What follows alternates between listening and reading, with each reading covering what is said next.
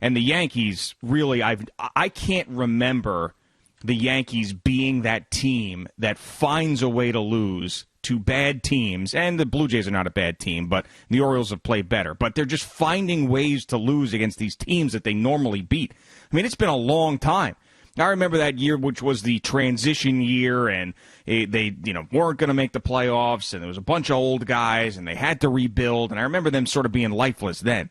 This version of the Yankees that we have seen over the last couple of weeks, I remember going into the weekend saying, all right, this has been a bad stretch for them, a lot of injury adversity that they dealt with last year, but they'll get right.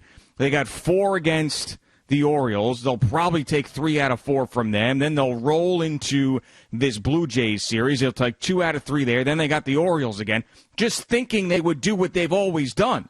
But no, now it's flipped. The Orioles take 3 out of 4 from the Yankees, and in a critical game yesterday that you feel like is a must-win game for them as they continue to slide almost out of the postseason, 6-2 turns into 12-6.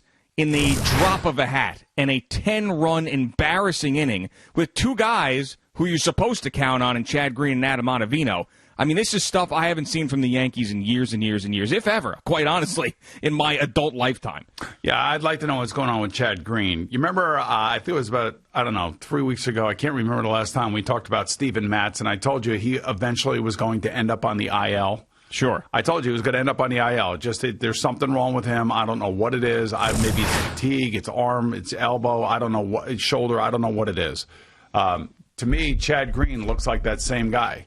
There's something wrong, and he's trying to push through it, and he just has not been good. He is, and Ottavino was not good yesterday, obviously. Wow. Neither one of them was. And the other thing too is that the Blue Jays do have a lot of good young players. And they're actually missing maybe their best player, who has an oblique strain that he got hurt over the prior to this series with the Yankees. So the Yankees, they're just injured, man. And the guys that were in those uniforms last year that came through in a big way now are not coming through in a big way, the way that they did last year. So they have got to get healthy. They're a couple games in front of Baltimore, believe it or not. They're still 1 game above 500.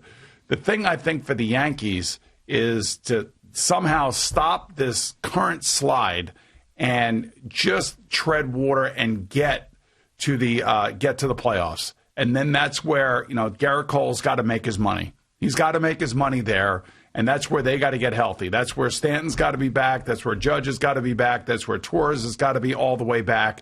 And once they can get to that point, then we can see the real Yankees and see whether or not they can make a run. And the other thing, too, is they got to figure out what the hell they're doing with Gary Sanchez. And I feel like we've been talking about him now for 2.5, 3 years, like in a negative vein. And for some reason, he just is about as frustrating as a player as there is in the city of New York today.